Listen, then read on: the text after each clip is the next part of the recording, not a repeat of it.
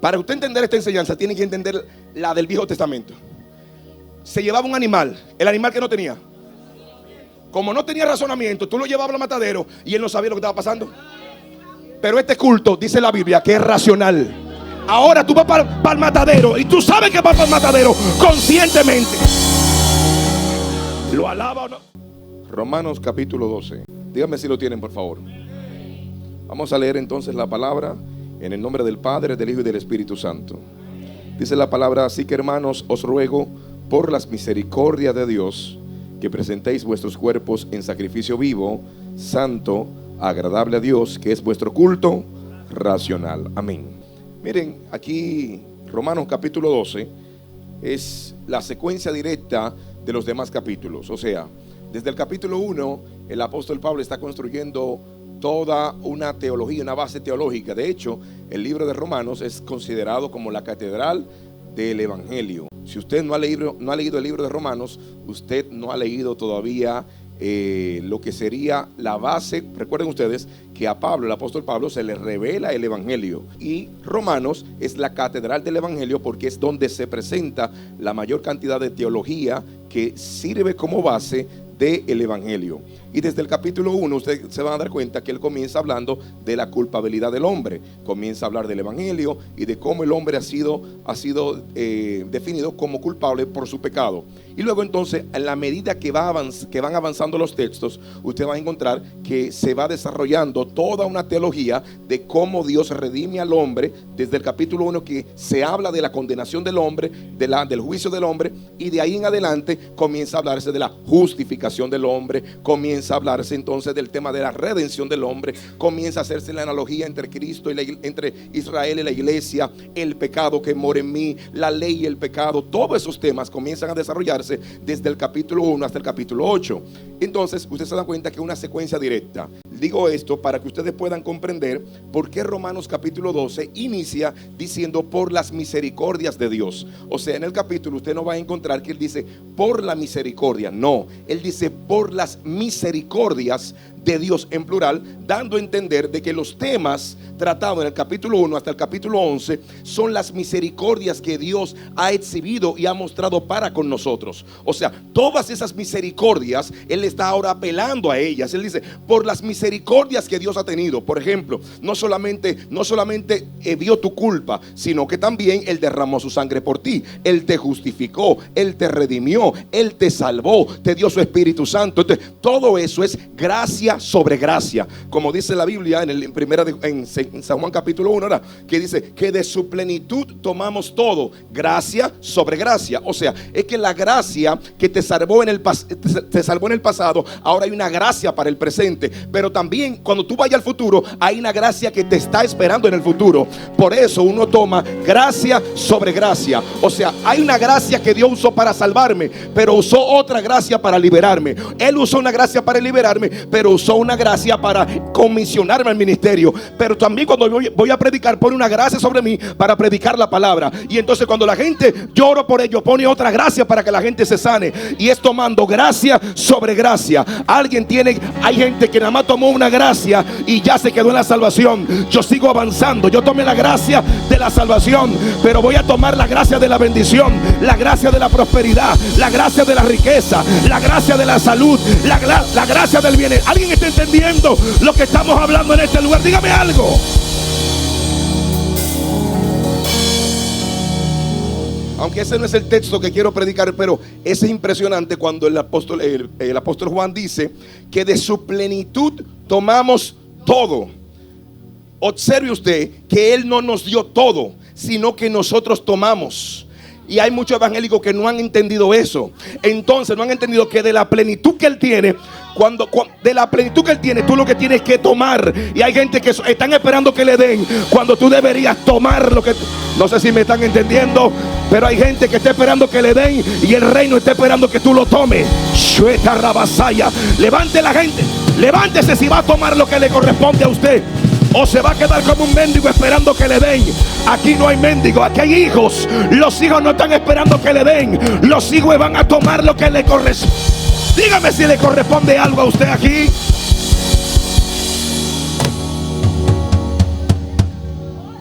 Entonces observe que él dice, ¿de dónde fue que nosotros tomamos? ¿De dónde? ¿De qué? ¿De dónde? La palabra plenitud significa que está vasto y sobra. Quiere decir que todos nosotros aquí podemos tomar y aún así Él sigue brotando, sigue brotando, sigue brotando.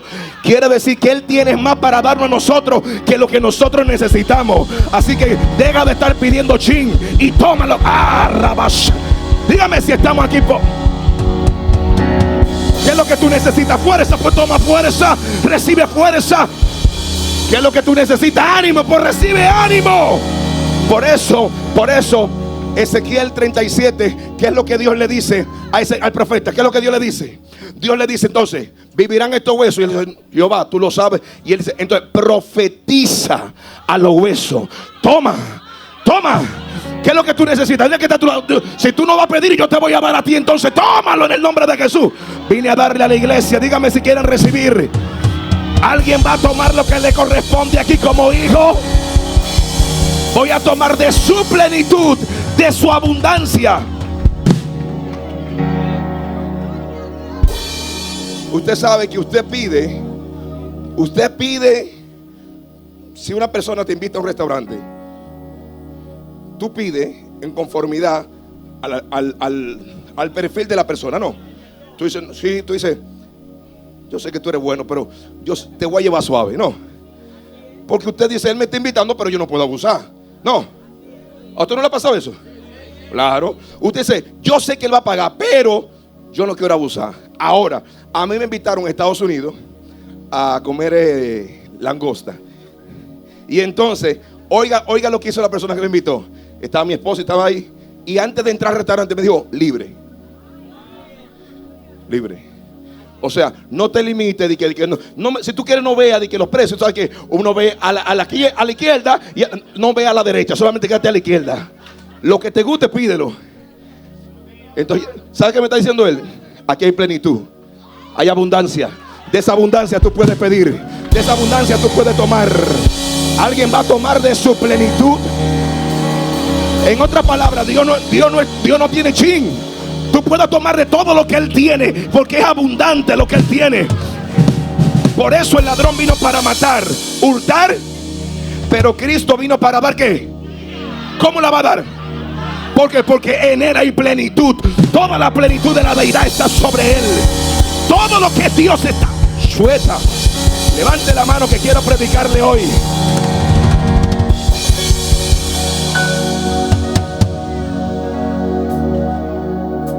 Por eso que el texto dice que de esa plenitud tomamos. ¿Cuánto fue que tomamos? No importa. Mire, Cristo está, es como yo imagino a Cristo así. Cojan lo que ustedes quieran coger. Apocalipsis, escuchen lo que dice Apocalipsis. Apocalipsis dice que Él, el Cordero inmolado, recuerdan ustedes que nadie podía abrir los sellos. Recuerdan ustedes Apocalipsis. Y dice Juan, estando en el cielo, dice él que él lloraba mucho. En el cielo no hay lágrimas, pero Juan lloraba mucho porque no se encontraba nadie digno en el cielo de abrir los sellos. Ni Miguel, ni Gabriel, ni ángeles, ni arcángeles. Nadie podría abrir los sellos, ni los 24 ancianos, ninguno podía abrir los sellos. Y entonces él vio como un cordero inmolado, un cordero herido, eso es lo que está diciendo, como un cordero que estaba herido. Y entonces ese cordero se levantó y él dijo, he aquí digno. El único en el cielo que tiene el título de digno es aquel que hizo lo que los demás no pudieron hacer. Él se sacrificó para que usted y yo tengamos vida y vida. Por eso, espérese, no he terminado. Por eso el texto dice que ese cordero abrió los sellos. Y dice la Biblia que él tomó la riqueza, la honra, la gloria, el poder para sí. Entonces cuando él dice tomen de mí, ¿qué es lo que tú vas a tomar de él? Gloria, poder, reino. ¿Alguien está entendiendo? Toma. De su plenitud tomamos.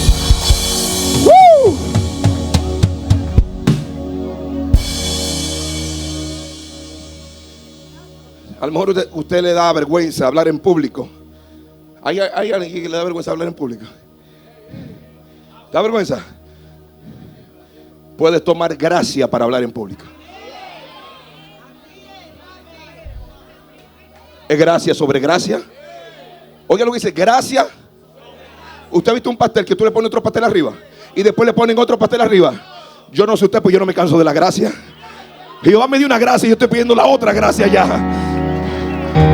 Tú entraste al trabajo y tú dices, ¿qué es lo que están buscando? Necesito esa gracia. Comienza a pedir esa gracia. Padre, necesito esa gracia. Suelta rabasaya. Es gracia sobre gracia.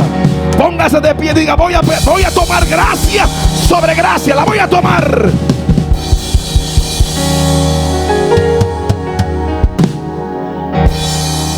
¿Por qué no hay que pedirla? Pregúnteme por qué no hay que pedirla. Pregúnteme de nuevo. Porque Cristo ya se dio. No, Cristo ya se ofreció. Por lo tanto, no hay forma de que tú le pidas algo, porque ya Él dijo, ya yo te lo di todo. Si el Padre entregó al Hijo, ¿cómo no nos dará con Él las demás cosas? O sea, si te entregó al Hijo, ya tú lo tienes todo. Dije, yo quiero llegar al cielo, ya tú estás en el cielo. Yo quiero estar en Edén, ya yo estoy en Edén. Porque el que está en Cristo lo tiene todo. Le avanza, levante, le doy un aplauso a Jesús, haga algo.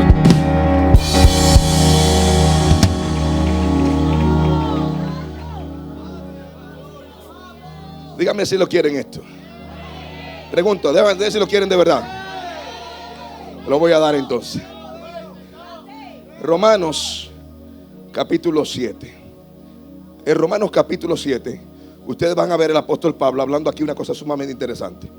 En Romanos capítulo 7, Pablo comienza a hablar. Y Pablo dice, Hechos Romanos.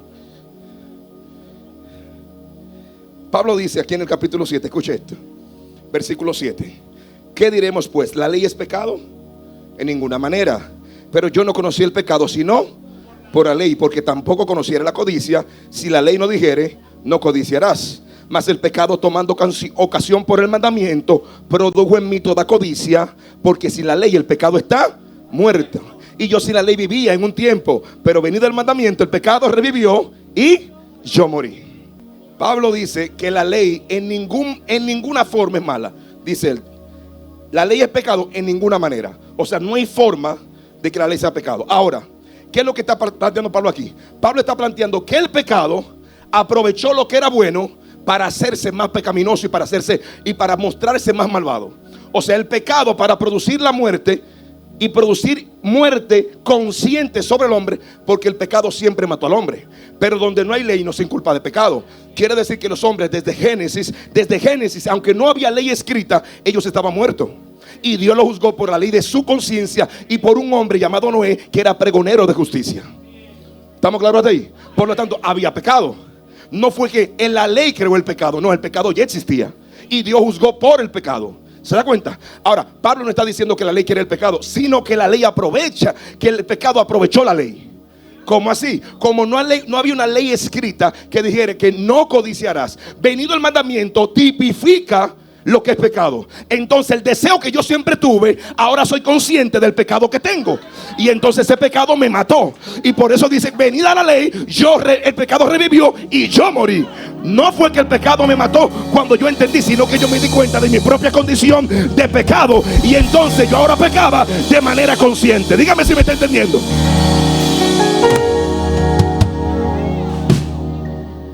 Entonces él dice, hallé que el mismo mandamiento que era para vida, a mí me resultó para muerte, porque el pecado, tomando ocasión del mandamiento, me engañó y por él me mató.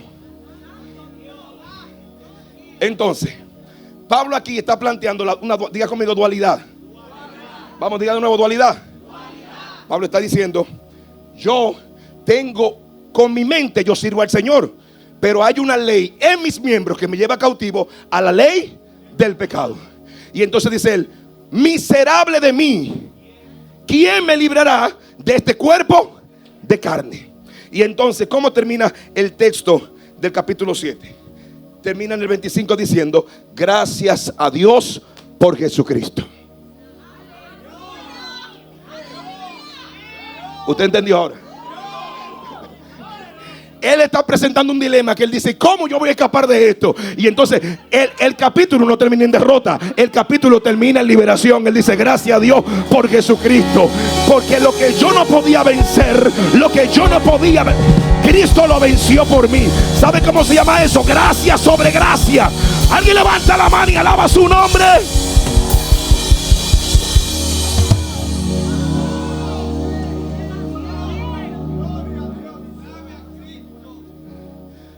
Ahora tiene sentido cuando Pablo dice: hermanos, por las misericordias de Dios.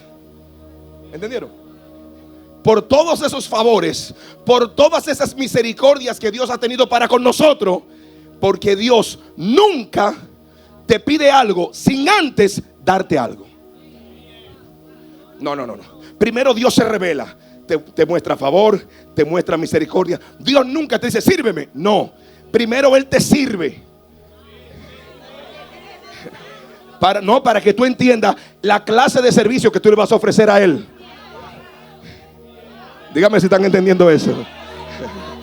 Porque si yo dejo que tú me sirvas primero, entonces la referencia eres tú. Él dice: no, yo te voy a servir primero, para que tú sepas cuál es la referencia y la clase de servicio que yo quiero para mí.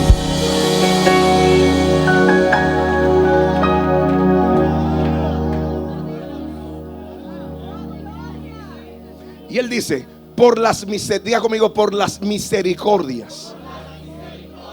Entonces, ¿a qué le está apelando Pablo? Pablo está apelando a lo que Dios ha hecho contigo, lo que Dios ha mostrado contigo, lo que Dios ha hecho contigo, lo bueno que Él ha sido contigo. Ahora, en función de eso, Dios te va a exigir.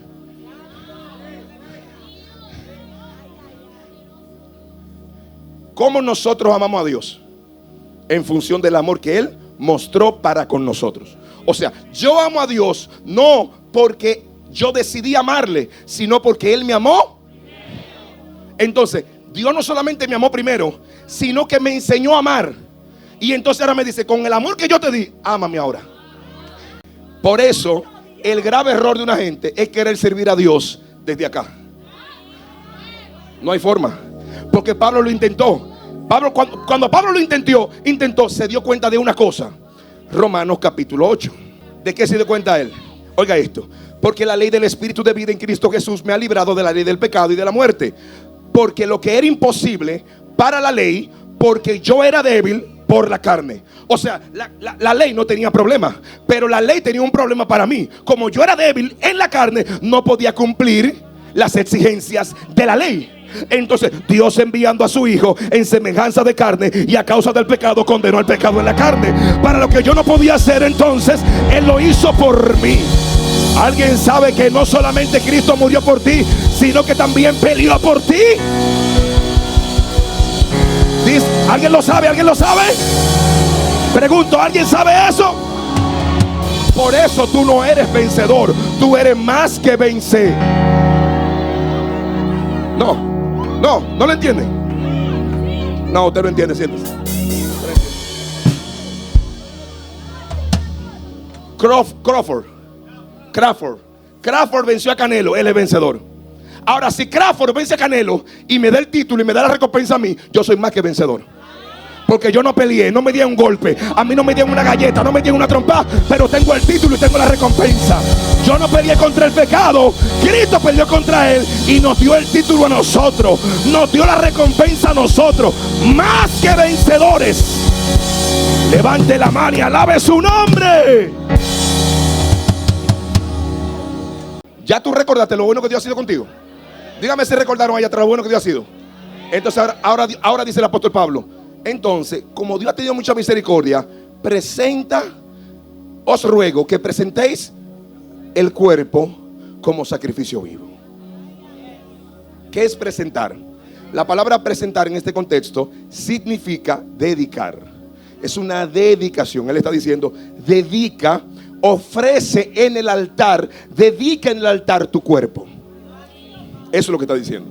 Cuando no es presentarlo de hola, no, es de dedicarlo. Esa palabra presentar es dedícalo, ofrécelo en el altar. Todo culto judío necesitaba un sacrificio. No hay culto judío sin sacrificio. Recuerden ustedes que Cristo se ofreció una vez y para siempre. Nosotros no necesitamos ofrecer externamente un sacrificio. Entonces, como no necesitamos ofrecer externamente un sacrificio, un animal muerto, ya ahora el sacrificio ahora con Cristo cambia. Porque ahora el sacrificio debe ser vivo. Anteriormente en el altar se sacrificaba un animal muerto, que era el animal de la sustitución, o el animal vicario que moría en lugar o en representación de una familia o una persona por su pecado. ¿Verdad? Pero ahora ya no se necesita ese sacrificio, porque Cristo murió una vez y con ese sacrificio hizo perfecto a los santificados. De manera que ya nadie nos puede juzgar a nosotros. Romanos 8:1. No hay condenación no hay condenación para los que están en. Entonces Cristo es la clave para no andar condenado en este mundo. ¿Estamos claros con eso? Nadie puede señalar a los escogidos de Dios. Nadie lo puede señalar. Entonces ahí vemos. Quiero que presenten el cuerpo como sacrificio. Entonces, ¿a dónde está la dicotomía aquí? La dicotomía está en que el cuerpo ha sido el objeto del placer. O sea, en nuestra cultura el cuerpo es el objeto del placer. El objeto de culto es el cuerpo hoy en día. ¿Sí o no? O sea, todo gira en torno al cuerpo. Todo gira en torno al cuerpo. La gente hace lo que sea por verse mejor, por aparentar, por verse, por cualquier cosa para exhibir el cuerpo, ¿sí o no? Por lo tanto, ustedes ven aquí la disyuntiva, la separación que hace Dios y la iglesia y Dios, el mundo, la iglesia y el mundo. Una diferencia total, porque la iglesia, usted debe usar el cuerpo para glorificar al Padre, debe usarlo para dedicarlo al Padre, para ofrecerlo en el altar, y lo que se ofrece en el altar no puede retirarse. Cuando alguien ofrecía un animal en sacrificio, ese animal dejaba de ser de su propiedad y ya pertenecía al altar. Por eso, cuando usted dedica a un niño al Señor, eso es lo que te está diciendo: ese hijo ya no es mío, ahora pertenece al altar. Lo que Dios está diciendo es: el que me presenta su cuerpo me tiene que traer el alma, me tiene que traer el espíritu, me tiene que traer el ser completo y dedicarlo por completo a mi presencia. Grite conmigo problema. Vamos, grite problema. Porque la gente quiere ofrecimiento parcial. La gente quiere dar una parte de. Adelante, te doy esta parte y vamos a ver cómo transcurre la cosa para ver si te deposito la otra parte. En cuota. La gente quiere ofrecerse por cuota. Dame a 5 pagos, que me ofrezco hoy me ofrezco esto, mañana ofrezco esto, y vamos a ver cómo corresponde la cosa, cómo va saliendo todo para ver cómo me ofrezco. No. Aquí Dios le dice al joven rico. El joven rico le dice: Señor, ¿haciendo qué cosa? Escuche esto. ¿Haciendo qué cosa yo heredaré la vida eterna? Y Jesús, dice la verdad, que lo miró y lo amó. ¿Qué hizo Jesús? Porque Jesús sabía que lo que él estaba hablando era resultado de su ignorancia. Bueno, debo aclarar que era el pensamiento judío. Ha sido siempre el pensamiento judío. El pensamiento judío todavía en esta época es el mismo. Porque los judíos no creen en la gracia. Ellos creen que cada persona tiene que labrar su camino hacia Dios. Que eso implica que hay que obrar, hay que hacer, hay que dedicarse para hacer. De hecho, no sé ustedes, yo vi un video de un judío diciendo con muchísimo empoderamiento intelectual. Él decía: ¿cómo es posible que una gente diga que después que hizo tantas cosas malas, diga que recibe a Cristo y ya diga que es salvo? Y él no lo concibe. No lo entendía. Y él decía: pero eso es un absurdo. Y yo decía: ¿sabe cómo se llama eso? Gracia. Y al que quiere depender de su obra, ¿sabe lo que hace la gracia? Le mata el orgullo. Porque los fariseos decían: yo ayuno, yo oro, yo me entrego, yo hago esto, yo doy diezmo. Y viene Dios y viene Jesús y dice: hay dos hombres. Uno es fariseo, ayuna y ora, y hay otro que es un publicano que nadie quiere, que está en la bancarrota moral. Pero cuando va a la presencia dice: propicio a mí que soy pecador. ¿Cuál de los dos será justificado? ¿Y sabe qué dice Jesús? El que se humilla será exaltado, pero el que se exalta será. Porque este reino no depende de tu obra, depende de la gracia, pura gracia. Dígame si está aquí todavía.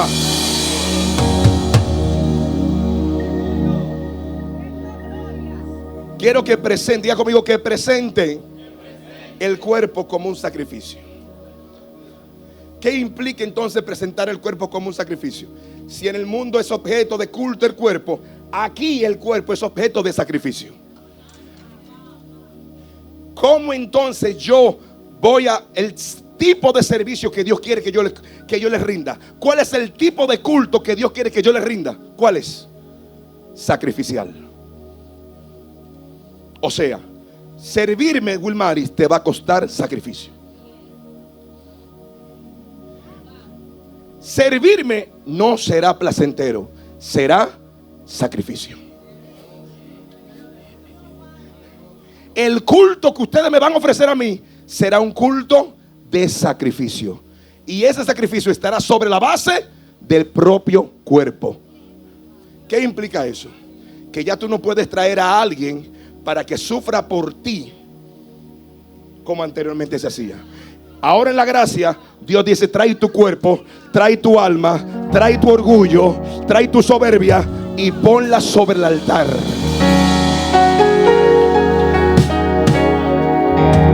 Lo que te está llevando a eso no es que tú eres masoquista, son las misericordias que Dios ha tenido contigo. Los evangélicos son masoquistas, yo no soy masoquista. Es que Dios ha sido tan bueno conmigo que ofrecerle el cuerpo es lo menos que yo puedo hacer. Lo menos que yo puedo hacer es ofrecerle el alma. ¿Alguien está entendiendo? Dígame algo si estamos aquí. Quiero predicar, dígame si usted quiere palabra.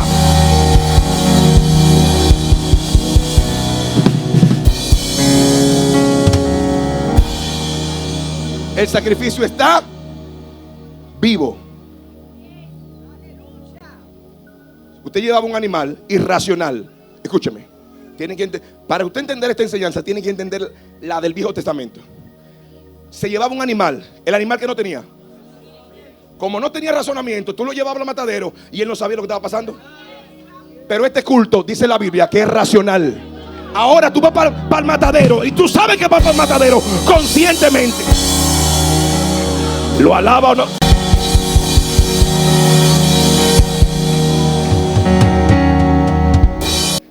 Entonces, hay gente, yo veo gente en el evangelio de que no, porque yo he sufrido en el evangelio. Digo, sí, pero eso es. Pero, ¿y qué tú pensabas? Pero ahora es consciente y racional que tú lo estás haciendo.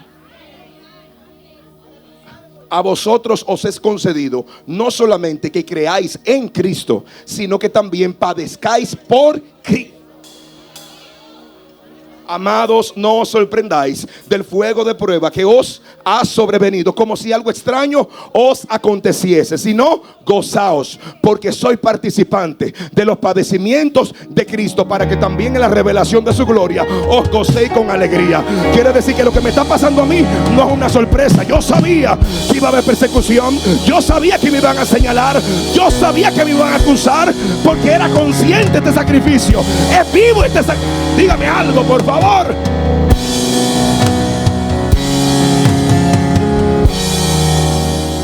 Escúcheme esto. Rubén, ponte de pie. Ok, míralo ahí. Siéntate. ¿Ya lo vieron? ¿Lo vieron? Ponte de pie de nuevo, que no lo vieron.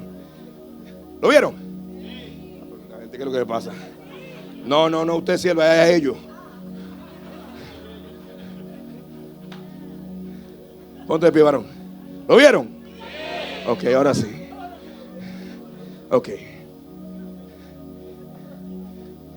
Cuando el muchacho se convirtió, él tomó una serie de decisiones voluntarias. Él mismo.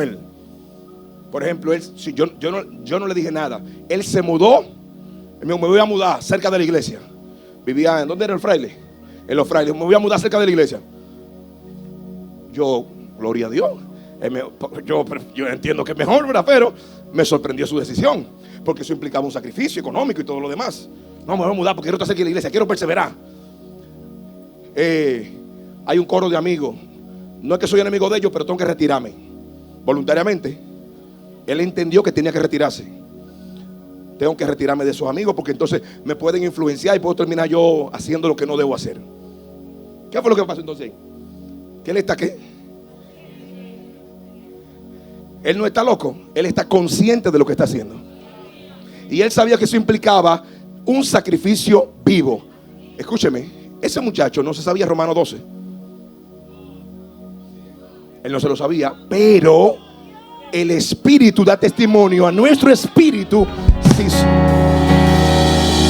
¿Usted entendió? Porque lo que es nacido de la carne, carne es, pero lo que es nacido del Espíritu. Por lo tanto, hay gente que no tiene conocimiento de la palabra, pero tiene la revelación del Espíritu. Levante la mano si le queda mano todavía y alabe su nombre.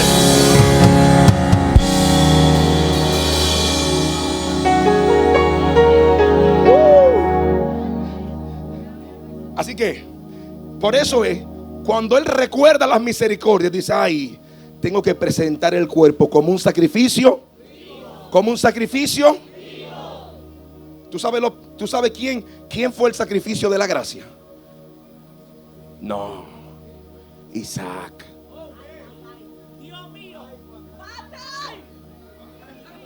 No fue un sacrificio vivo.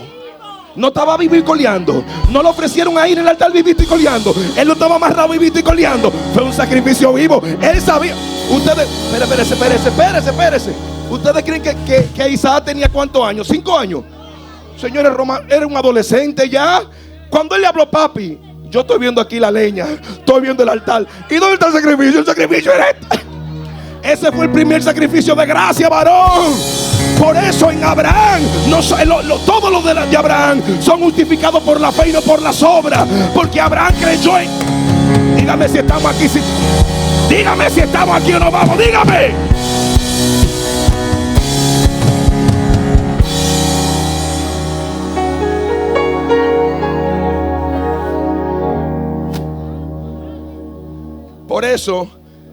Por eso, Cristo dice, nadie me quita la vida, sino que yo, porque era un sacrificio.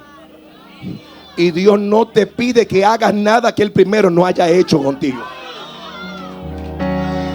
Cuando Dios dice, ofréceme el sacrificio vivo, fue que ya yo lo ofrecí. Entonces, en función de lo que yo hice, ahora yo sé que tú puedes hacerlo. Porque no tenemos un sumo sacerdote que no pueda compadecerse de nuestras debilidades, sino uno que fue tentado en todo, pero sin pecado. Por lo tanto, levante la mano y alábelo si puede. Por cuanto los hijos participaron de carne y sangre, Él participó de lo mismo. Quiere decir que Él padeció en la carne, sufrió en la carne, fue consciente, no fue en el espíritu. Él padeció todo, los latigazos, la crucifixión, pero también la gloria de la resurrección. Levante la mano y alábelo. Dígame si estamos aquí todavía.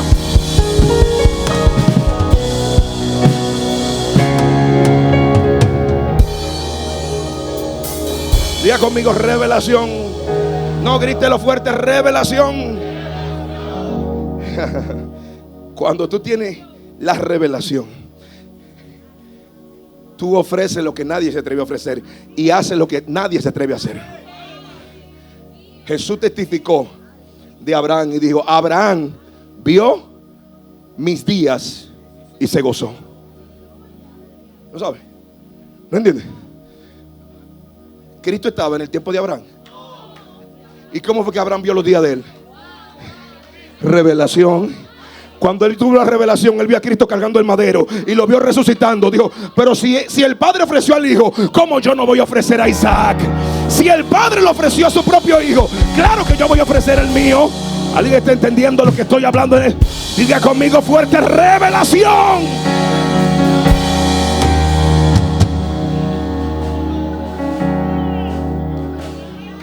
Lo que tú ofreces Dile al que está a tu lado, lo que ofreces habla de tu nivel de revelación.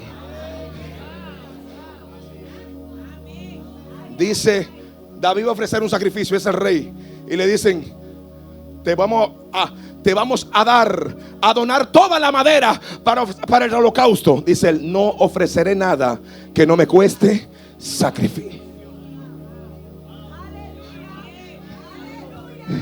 No quiero nada de gratis. No quiero nada de gratis. Yo quiero que esto me cueste. ¿Alguien está entendiendo lo que estoy hablando en este lugar?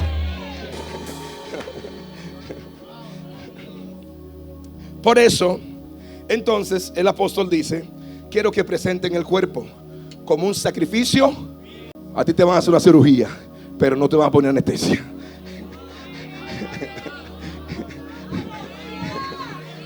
Te van a hacer, así te van a, como una operación de corazón abierto, y tú vas a estar viendo cómo te sacan todo ese corazón de piedra, todo el orgullo, toda la soberbia, todo el chisme, toda la mentira. Y tú, ay, me está doliendo, sí, pero te estoy haciendo nuevo. Yo no te estoy reparando, te estoy haciendo no. De modo que si alguno está en Cristo, Dios no está reparando al viejo, Dios está matando al viejo, y sobre la base del muerto está resucitando uno que se parece al Hijo, que habla como el Hijo, que respira como el Hijo, que actúa como... Dígame algo si está aquí todavía.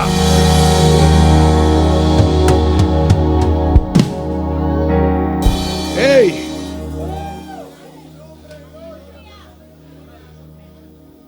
Diga sacrificio vivo de nuevo. Ahora diga santo.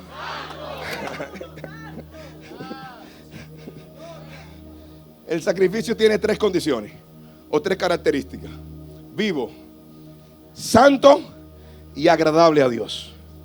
¿Se entendió? Quiere decir que Dios, mire, observe una cosa, quiero que lo entiendan esto. Entiendan esto en la teología.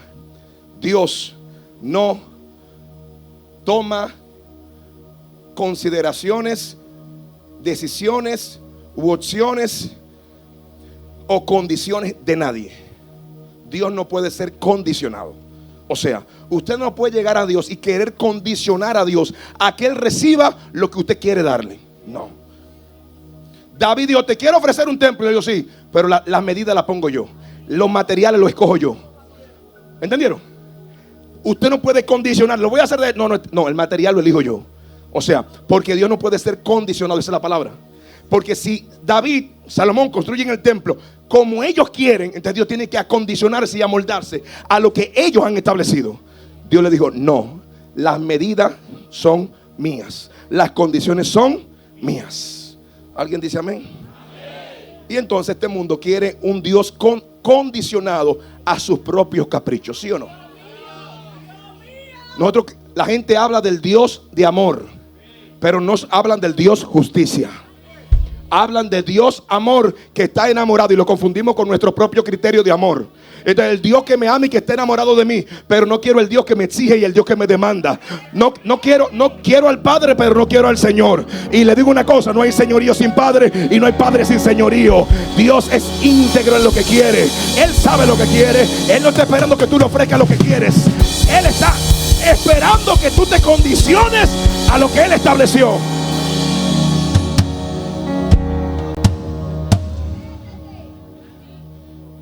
Entonces, debe ser santo el sacrificio. ¿Por qué el sacrificio debe ser santo?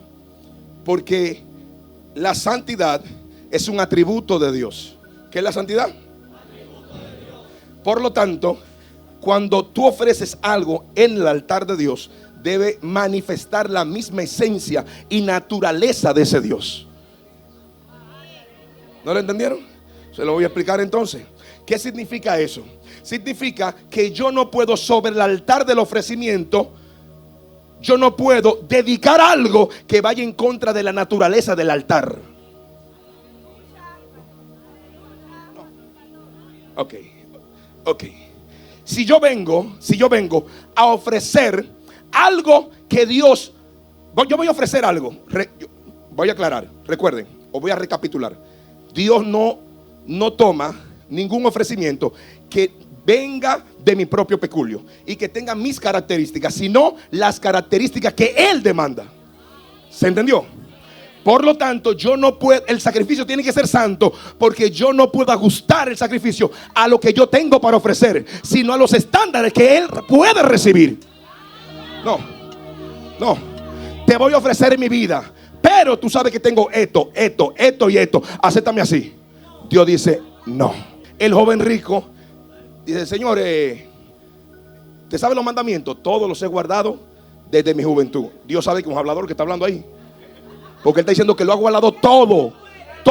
Y ningún hombre pudo con el rigor de la ley. Y Él está diciendo de habladorazo, que lo guardó todo de su juventud. Le dice, no, lo he guardado todo de mi juventud. Jesús le dice, pues tú estás salvo. Le dice Jesús, tú estás cerca de la salvación. Mira, vende todo lo que tú tienes y ven y sígueme. El tipo dice, pero ¿cómo así? Pero ¿cómo que venda todo lo que yo tengo y se lo dé los pobres y que venga y te siga? Pero mi amor, pero tú has cumplido todos los mandamientos. ¿Y cuál es el primer mandamiento? Amar al Señor con toda tu fuerza, con todo tu dinero, Yo no te estoy pidiendo nada incómodo. Véndelo todo y ven y sígueme. ¿Sabe qué hizo Jesús? Lo puso en evidencia, porque Él quería ofrecerle lo que Él entendía que podía ofrecerse. Y Jesús le dijo, a Dios no se le ofrece lo que tú quieres, a Dios se le ofrece lo que Él demanda. Levanta la mano y alábalo ahora si puede.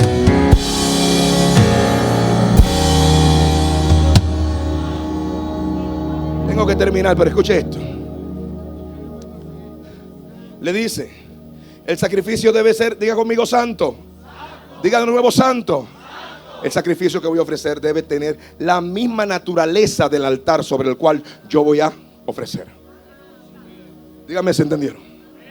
O sea, yo no puedo ofrecer un sacrificio que no sea santo, porque su naturaleza es santa. Por lo tanto, lo que ofrezco debe tener la misma naturaleza de aquel que me está demandando. Porque la Biblia dice, ¿sabe qué dice la Biblia? La Biblia dice que como Él es santo, sed también vosotros santos en toda vuestra manera de vivir. Porque tú no puedes ser un sacrificio vivo, agradable a Dios, y que no sea santo, porque no estás manifestando la esencia de aquel que te santificó, y aquel que te redimió, y aquel que te justificó. Diga conmigo, la misma esencia. Por eso es la santidad. La santidad es tener la misma esencia. ¿Qué significa entonces, para terminar? Esa esencia, que es apartado del pecado. Dios no guarda relación alguna como Dios no guarda relación alguna con el pecado, Él es 3 veces santo. Entonces, ¿qué Dios está demandando de nosotros? Que no tengamos relación, pastor. Y entonces está diciendo, ¿y cómo nosotros pecamos, somos pecadores? ¿Cómo nosotros entonces vamos a poder hacer un sacrificio santo si nosotros pecamos? Tú pecas, pero no tienes una relación con el pecado.